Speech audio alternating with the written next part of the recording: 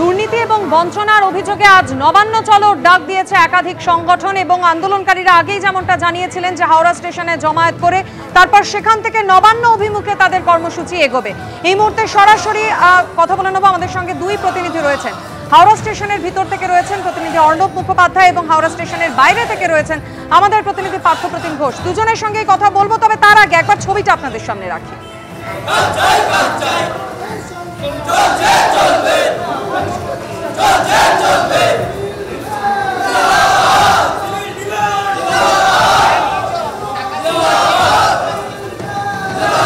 সরাসরি কথা বলে নেব প্রথমেই অর্ণব মুখোপাধ্যায়ের সঙ্গে। অর্ণব, আমরা দেখতে পাচ্ছি জেলা থেকে ট্রেনে করে হাওড়া স্টেশনে এসে পৌঁছেছেন আন্দোলনকারীরা। এই মুহূর্তে মূলত কোন কোন জেলা থেকে তারা পৌঁছেছেন, এরপর তারা কোন দিকে এগোবেন? দেখো, বিভিন্ন জায়গা থেকে আন্দোলনকারীরা তারা চলে এসছেন হাওড়া স্টেশনের 9 নম্বর প্ল্যাটফর্মে। তারা এখানে একটা মিছিলও করেছেন এবং তারা জড়ো হয়ে রয়েছেন। আমরা দেখতে পাচ্ছি যে এখানে যারা নেতৃত্ব তারা এখানে রয়েছেন, উপস্থিত হয়েছেন এবং তাদের সঙ্গে আমরা কথা বলে নেওয়ার চেষ্টা করব। ভাস্করদা, আপনার থেকে যেটা জানতে চাইবো, আজকে আপনাদের কিভাবে কর্মসূচি পালন হবে? কর্মসূচি আমরা এখান থেকে জমায়েত করে বাইরের দিকে যাব, খোরশোর রোডের দিকে যাওয়া হয়ে পরে কাঁচিপাড়া হয়ে নবান্ন পৌঁছানোর কথা। আমাদের সেই রুট আমরা দিয়েছিলাম, তা প্রশাসন বলেছে যে না, সেই রুটে যাওয়া যাবে না, সেই রুটে নাকি কনজাস্টেড থাকে। এর মাঝখানে আবার তারা হাওড়ায় ব্যবসায়ী সমিতিকে দিয়ে কেস করিয়েছিল এবং সেখানে আমাদেরকে পার্টি করা হয়নি। সেখানে হাইকোর্ট বলেছে যে নিত্যধন মুখার্জি রোড হয়ে কোনো মিছিল করতে পারবে না, কেউ করলে পরে পুলিশ প্রশাসন ব্যবস্থা নিতে পারে। সেটাকে অপব্যাখ্যা হচ্ছে। অ্যাসেম্বলির উপরে, মিছিলের উপরে, জমায়েতের উপরে কোনোরকম কোনো নিষেধাজ্ঞা হাইকোর্ট দেয়নি, হাইকোর্ট লাগায়ওনি। সুতরাং মিছিল হবে, আমরা এই রাস্তা ধরে এখান থেকে বেরোবো, বেরিয়ে পরে আমরা ডান দিকে হয়ে খোরশোর রোডের দিকে যাব। দাবি কি থাকছে, মূল দাবিগুলি? অনেকগুলো দাবি আছে, তার মধ্যে প্রথম হচ্ছে যে 6 লক্ষ শূন্য পদে স্থায়ী এবং স্বচ্ছ নিয়োগ। এসএসসি 2016 সালের যারা ক্যান্ডিডেট আছেন তাদের ওএমআর পাবলিশ করা এবং যোগ্যদের তালিকা তৈরি করা। ডিএর ব্যাপারটা আছে, অস্থায়ী কর্মচারীদের স্থায়ীকরণ আছে। এখানে দেখতে পাচ্ছেন যে আপদ মিত্ররা এসেছেন, প্রচণ্ড দুর্গতির মধ্যে আছে।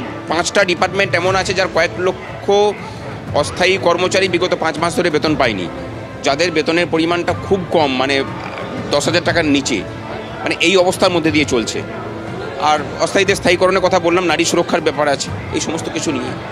পুলিশ প্রশাসন সূত্রে খবর, আপনাদের এই যে জড়ো হওয়া এবং আপনাদের এগিয়ে যাওয়া, এগুলোই আদালতের যে রায় রয়েছে, নির্দেশ রয়েছে, সেগুলো ভায়োলেশন করা। তো কি করবেন? আপনাদের একটা ব্যারিকেড করা হয়েছে রামকৃষ্ণপুর ঘাট পর্যন্ত, তো আপনারা কি করবেন এখন? আমরা আগেও দেখেছি হাওড়া পুলিশের কোর্টের যে আইন, সেটাকে ব্যাখ্যা করাতে একটু অপারদর্শিতা আছে। সেটা নবান্নের যখন আমরা বসেছিলাম ডিসেম্বর 2023-এ, তখনও তারা এটা বোঝানোর চেষ্টা করেছিলেন, তা সেটা আলটিমেটলি পারেননি। আশা করি হাওড়া পুলিশের যারা কর্তা ব্যক্তি আছেন তারা বিকাশ রঞ্জন ভট্টাচার্যের থেকে নিশ্চয়ই আইনটা বেশি বোঝেন না। তারা যা পারার করার আছে করবেন, আইনগতভাবে যেটা বুঝে নেওয়া সেটা আমরা বুঝে নেব। কিন্তু কোনো কি গণ্ডগোলের আশঙ্কা রয়েছে? না, আমরা কোনো প্ররোচনায় পা দেবো না, এটুকু বলতে পারি। শান্তিপূর্ণভাবে আমরা লড়াই করতে এসেছি, আর এই লড়াইটা পুলিশের আইপিএস আধিকারিক বাদ দিয়ে বাকি সকলের স্বার্থ জড়িত আছে এই লড়াইটার মধ্যে। ব্যারিকেড করা রয়েছে, কি করবেন ব্যারিকেডের সামনে গিয়ে? তাহলে পরিস্থিতি ঠিক হবে। অবশ্যই তারা বলছেন যে পরিস্থিতি ঠিক হবে। তোমাকে দেখিয়ে দেবো অন্যদিকে মিছিল, সেই মিছিল কিন্তু এই মুহূর্তে হাওড়া স্টেশনের ভিতরে রয়েছে। দেবাশিস রয়েছেন আমাদের সঙ্গে। দেবাশিস, কি বলবেন, আজকে আপনারা কি মিছিল করবেন? কারণ আপনাদের তো অনুমতি নেই। অবশ্যই আমরা মিছিল করব। আমরা মুখ্যমন্ত্রীর সাথে বসতে চাই। পুলিশ আমাদের, প্রশাসন আমাদের যতই ভয় দেখাক না কেন, আমরা এখান থেকে বেরিয়ে যাওয়ার চেষ্টা করব। কিন্তু বলছে যে আদালতের অনুমতি নেই, আদালত যেটা বলছে যে এরকমভাবে করা যায় না, পুলিশ প্রশাসন অনুমতি দেয়নি। গণতান্ত্রিক উপায়ে আমাদের স্বাধীনতা আছে, আমরা আমাদের সাংবিধানিক উপায়ে আমরা ন্যায্য আন্দোলন এবং মুখ্যমন্ত্রীর সাথে দেখা করতেই পারি। কোর্ট বলে দেয়নি সেখানে যে নবান্নে যাওয়া যাবে না, ওখানে কোর্টে লেখাই নেই, অর্ডারে লেখাই নেই। অর্ডারে পরিষ্কার বলা আছে পুলিশের মতো ব্যবস্থা নিতে পারে। পুলিশ তো সারা জীবনই সব জায়গায় ব্যবস্থা নেয়। পুলিশ আইন ভাঙলে, পুলিশ যে আইন ভাঙবে তার উপরে। আপনাদের 2009-এর দাবিটা কি থাকছে? 2009 দক্ষিণ 24 পরগনা, এই 9 থেকে আজ 25 সাল এখনও পর্যন্ত আমরা রাস্তায় পড়ে আছি। তাহলে মেধা আজ কঙ্কাল, মেধা আজ কঙ্কাল। দেখতে পাচ্ছ যে এখানে লেখা রয়েছে সিভিল ডিফেন্স, আপদ মিত্র, বঞ্চিত, বিপর্যয় যোদ্ধাদের মাসে 30 দিনের কাজ সহ 60 বছরের স্থায়ীকরণের দাবিতে তাদের এই নবান্ন চলো ডাক এবং এখানে বিভিন্ন একাধিক দাবিকে সামনে রেখে আজ পথে নেমেছেন বঞ্চিত চাকরিপ্রার্থী, চাকরিজীবী, চাকরিহারা ঐক্য মঞ্চ এবং সংগ্রামী যৌথ মঞ্চ। অর্ণব, তুমি আমাদের ছবি দেখাতে থাকো, কথা বলে নেব।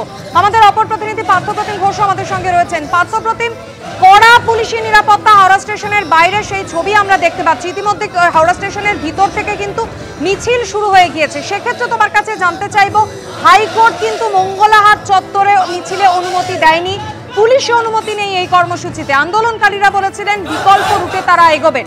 তাহলে হাওড়া স্টেশন থেকে তারা কোন রুটে নবান্নের দিকে এগোবেন? দেখো, হাওড়া স্টেশন ইতিমধ্যেই তারা মিছিল করে এসে জমায়েত করেছেন এবং তারপরে তারা বেরোবেন। কিন্তু বাইরে যে জায়গায় আমি দাঁড়িয়ে রয়েছি, এটা হচ্ছে হাওড়া স্টেশনের বাইরে, এবং সেই হাওড়া স্টেশনের বাইরে দেখতে পাচ্ছ একদিকে প্রচুর সংখ্যায় পুলিশ কর্মীরা তারা মোতায়েন রয়েছেন, র্যাপিড ফোর্স মোতায়েন রয়েছে। যে পথে তারা ইতিমধ্যেই জানিয়েছেন যে রাস্তার কথা বলা হচ্ছে, অর্থাৎ যে বাজারের কথা বলা হচ্ছে, সেই রাস্তায় তাদের প্রথম থেকেই যাওয়ার কথা ছিল না বলে কিন্তু জানিয়েছেন হচ্ছে আন্দোলনকারীরা। এবং সেক্ষেত্রে তাদের যে রুট বর্তমানে, সেটি হচ্ছে এই হাওড়া স্টেশন থেকে বেরিয়ে তারা রেল মিউজিয়াম এবং তার পরবর্তীকালে গ্র্যান্ড ফরশ্বর রোড ধরে রামকৃষ্ণপুর ঘাট এবং সেখান থেকে কাজীপাড়া হয়ে নবান্নের উদ্দেশ্যে তারা রওনা হবে। তবে একদিকে হাওড়া স্টেশনের বাইরের ছবিটা আবার দেখাচ্ছে, যেটা ছবিটা দীপ্তেন্দু চক্রবর্তী, সেটি হচ্ছে বাইরে পুলিশ রয়েছে। পুলিশের তরফ থেকে কিন্তু এখানে কি পদক্ষেপ গ্রহণ করা সেটা দেখার বিষয় যখন বাইরে আসবে। কারণ ইতিমধ্যে হাওড়া সিটি পুলিশের তরফ থেকে সাংবাদিক বৈঠক করে জানিয়ে দেওয়া হয়েছে যে কোনো রকমভাবে কাজের দিন জমায়েত করা যাবে না।